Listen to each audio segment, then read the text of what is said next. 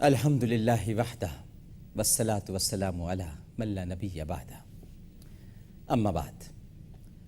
کیو ٹیلی vision دیکھنے والے دنیا بھر میں موجود تمام ہی ناظرین کو عامر لیاقت حسین کا بہت ہی پرخلوص اور محبت بھرا السلام علیکم۔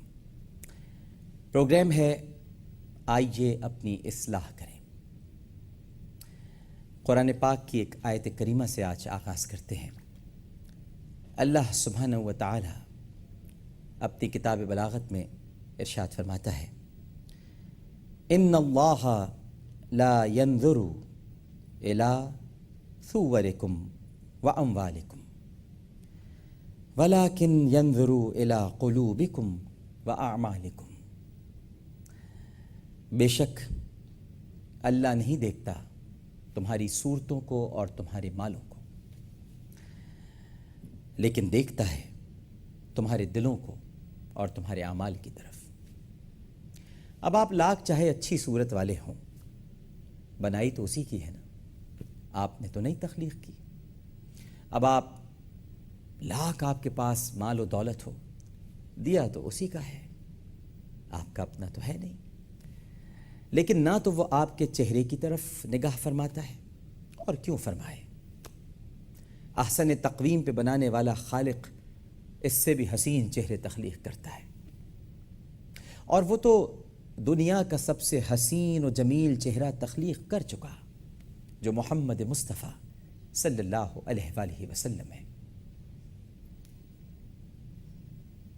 آج یوسف بھی ان کی غلامی میں ہے۔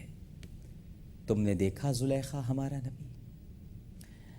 اسی طرح اموال کی جہاں تک بات ہو، مالوں کی بات ہے، مال والے، دولت والے، اللہ تعالیٰ اس طرف بھی نگاہ نہیں فرماتا، اس لیے کہ وہ یعنی اس کے خزانے میں کسی چیز کی کوئی کمی نہیں ہے۔ تو پھر جو نگاہ فرماتا ہے دل کی طرف یا اعمال کی طرف، اس کی کیا وجوہات ہیں؟ وجوہات یہ ہیں ناظرین کرام کہ دل انسان کے جسم میں سلطان البدن ہے، دل ہی کی حکومت ہے، دل ہی حکومت کرتا ہے، دل ہی میں خدا رہتا ہے۔ اس سے یہ مراد نہیں کہ خدا کسی زمان و مکان میں معاذ اللہ رہائش اختیار فرماتا ہے۔ خدا تو زمان و مکان کے معاملات سے ماورا ہے، بہت آگے ہے، ہماری سوچ بھی وہاں تک نہیں جا سکتی۔ لیکن چونکہ دل سلطان البدن ہے اور سارے جسم کا بادشاہ ہے، اور یہ ذات باری تعالیٰ کا محل نظر ہے ناظرین کرام کہ اس پر ان کی نظر ہوتی ہے، یعنی دل پہ اس کی نگاہ ہوتی ہے۔ اللہ تعالیٰ نے انسانی بدن یعنی جو ہمارا جسم ہے، اس کے اندر اپنی تجلیات کا مرکز، اپنی جلوہ فرمائی کا مرکز اور اپنی آماج گاہ دل کو قرار دیا ہے، لہٰذا وہ دل کی طرف نگاہ ڈالتا ہے۔ دل کیسا ہے کسی کا؟ ہم دیکھیے کہتے ہیں نا دل نہیں چاہ رہا، بھئی آج دل کی کیفیت کچھ عجیب سی ہے۔ آج نعت سنی تو دل رو پڑا، کسی کی عیادت کرنے گئے تو دل کو بڑی تکلیف پہنچی، آج دل میں درد اٹھا، دل میں کسک اٹھی۔ یہ سب ہم کیوں کہتے ہیں؟ ہم یہ کیوں نہیں کہتے آج ہماری آنکھ میں درد ہوا، آج ہم نے کسی کی عیادت کی تو ہمارے دماغ میں درد ہوا؟ نہیں، دل میں درد ہوا، اسے کہ دل سلطان البدن ہے۔ اللہ سبحانہ و تعالیٰ دلوں کی طرف دیکھتا ہے، کیونکہ نزل بہ الروح الامین علی قلبک، ہم نے اس کتاب کو روح الامین کے ذریعے میرے پیارے آپ کے قلب پہ نازل کیا، آپ کے دل پہ اتارا۔ اگر اس کتاب کو کسی پہاڑ پر نازل کرتا پروردگار تو وہ ریزہ ریزہ ہو جاتا، یہ قلب اتھر ہی تو ہے۔ اور ناظرین کرام، اس قلب اتھر پہ جب قرآن اترا تو نبی کریم صلی اللہ علیہ وآلہ وسلم کا پورا وجود قرآن ہے، ان کا چلنا قرآن، ان کا بیٹھنا قرآن، ان کا سننا قرآن، ان کا دیکھنا قرآن، ان کی سماعتیں قرآن، ان کی معاملات قرآن، ان کی صلح قرآن، ان کی جنگ قرآن، ان کے معاہدے قرآن، سب کچھ قرآن۔ لہٰذا معلوم یہ ہوا کہ دل پر اللہ کی نگاہ ہے۔ اور اب بات آ جاتی ہے اعمال کی طرف۔ ظاہر ہے کہ جب اعمال ظاہرہ اس وقت تک مقبول نہیں ہو سکتے ناظرین کرام، آپ چاہے لاکھ نماز پڑھ لیں، روزے رکھ لیں، زکوٰۃ ادا کر دیں اور ظاہری طور پر آپ یہ جتنے عمل کر لیں، لیکن یہ اس وقت تک مقبول نہیں ہو سکتے جب تک کہ اصلاح قلب نہ ہو۔ قلب کی اصلاح بہت ضروری ہے، اور اصلاح قلب کے لیے ضروری ہے کہ پہلے اپنی نیت کو درست کریں، کیونکہ اعمال میں نیت کا بہت بڑا درجہ ہے، اور نیت عمل ہے ناظرین کرام قلب کا، یہاں سے ہوتی ہے نیت۔ نیت یہاں سے نہیں ہوتی، نیت یہاں سے نہیں ہوتی، نیت یہاں سے نہیں ہوتی، نیت یہاں سے ادا تو ہو سکتی ہے لیکن ہوتی نہیں ہے، نیت یہاں سے ہوتی ہے۔ دل کے اندر نیت پروان چڑھتی ہے، دل کے اندر نیت رہائش اختیار کرتی ہے۔ اگر کوئی پوچھے کہ نیت کی کمی گاہ کہاں ہے، تو بلا کسی تردد جواب دے دیجیے گا کہ دل کی کمی گاہ، نیت کی کمی گاہ تو دل ہی ہے، یہ تو وہیں پر رہتی ہے۔ لہٰذا ناظرین کرام، اب ایک ہوتا ہے عمل کا قبول ہونا اور ایک ہے عمل کا مقبول ہونا، دونوں میں فرق ہے۔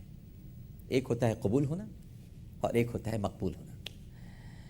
کوئی بھی عمل کسی کے طفیل منظور کر لیا جائے یا شرعی طور پر وہ فرض سر سے اتر جائے لیکن اس پر رضا اور ثواب مرتب نہ ہو تو یوں کہا جائے گا کہ وہ عمل قبول ہو گیا۔ یہ تو عمل کا قبول ہونا ہوا۔ میں نے آپ سے عرض کیا تھا کہ قبول ہونا الگ ہے اور مقبول ہونا الگ ہے، یہ دونوں باتیں بڑی مختلف ہیں، لیکن ایک یہ بھی ہے کہ قبول ہونے کے ساتھ ساتھ مقبول ہو گیا اور اس پر اتنا ثواب عطا فرمایا کہ اس ثواب پر مقام رضا اور مقام عطا فرما دیا۔ لہٰذا عمل کا مقبول ہونا ایک دوسری بات ہو گئی۔ اب ہم جو ناظرین کرام اعمال کرتے ہیں اور ہمارا یہ ایمان ہے اور ایمان ہونا بھی چاہیے کہ ہمارے اعمال قبول ہوتے ہیں، لیکن میں آپ سے یہی عرض کروں گا کہ اس وقت تک ہمارے اعمال مقبول نہیں ہوں گے، قبول تو ہوں گے یقیناً۔ آپ کی نماز قبول ہوگی، لوگ سوال کرتے ہیں ہماری نماز قبول ہوئی کہ نہیں ہوئی؟ ارے بھائی کیوں نہیں ہوئی؟ یہ کیا بات ہوئی؟ اور کیوں پوچھتے ہیں آپ ایسا سوال کہ ہماری نماز قبول ہوئی کہ نہیں ہوئی؟ قبول تو ہوگی۔ ہمارے روزے قبول ہوئے کہ نہیں ہوئے؟ بالکل ہوں گے۔ ہماری عبادتیں قبول ہوئیں کہ نہیں؟ بالکل ہوں گی۔ ہمارے حج قبول ہوئے کہ نہیں؟ بالکل ہوں گے۔ لیکن قبول ہونا الگ ہے، مقبول ہونا الگ ہے، مبرور ہونا الگ ہے۔ قبول ہونے میں تو کوئی شک نہیں ہے، دعائیں قبول ضرور ہوتی ہیں، لیکن دعاؤں کا مقبول ہونا یہ ایک بالکل الگ اور مختلف منزل ہے۔ اس منزل پر آنے کے لیے ذرا طریقت کے پیچ و خم راہوں سے گزرنا پڑتا ہے، یہ کوئی آسان معاملہ نہیں ہے، اور اس کے لیے اصلاح قلب بہت ضروری ہے۔ جب تک قلب کی اصلاح نہیں ہوگی، دل کے معاملات درست نہیں ہوں گے، اس میں موجود زنگ کو دور نہیں کیا جائے گا۔ وہ جو ایک نقطہ ہوتا ہے جو اگر لگ گیا تو پھر وہ نقطہ بڑھتا چلا جاتا ہے۔ دل اگر سیاہ ہو گئے تو پھر کوئی عمل مقبول نہیں ہوگا، قبول ہوگا۔ آج آپ کو ایسی بات بتا کے جا رہا ہوں ناظرین کرام، سوچئے گا کہ قبول ہونا اور مقبول ہونا، ان دونوں میں بڑا فرق ہے۔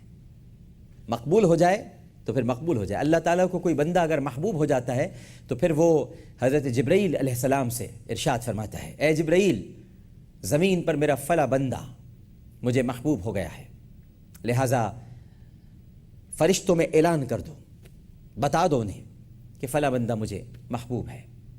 فرشتوں میں اعلان کر دیا جاتا ہے، اور پھر فرشتوں سے کہہ دیا جاتا ہے کہ زمین پر موجود فرشتوں کو یہ بتا دیا جائے کہ اس عرض پر چلنے والا ایک ایسا بھی بندہ ہے جسے اللہ نے پیار کیا ہے، اسے محبوب کر لیا ہے۔ اور پھر وہ زمین کے فرشتے لوگوں کے قلوب میں یہ بات ڈال دیتے ہیں کہ فلاں بندہ اللہ کا محبوب ہے۔ اسی لیے تو کہتے ہیں کہ اللہ والے تو وہی ہوتے ہیں جنہیں دیکھ کر خدا یاد آ جائے، جنہیں دیکھ کر خدا یاد نہ آئے وہ اللہ والے نہیں ہوتے۔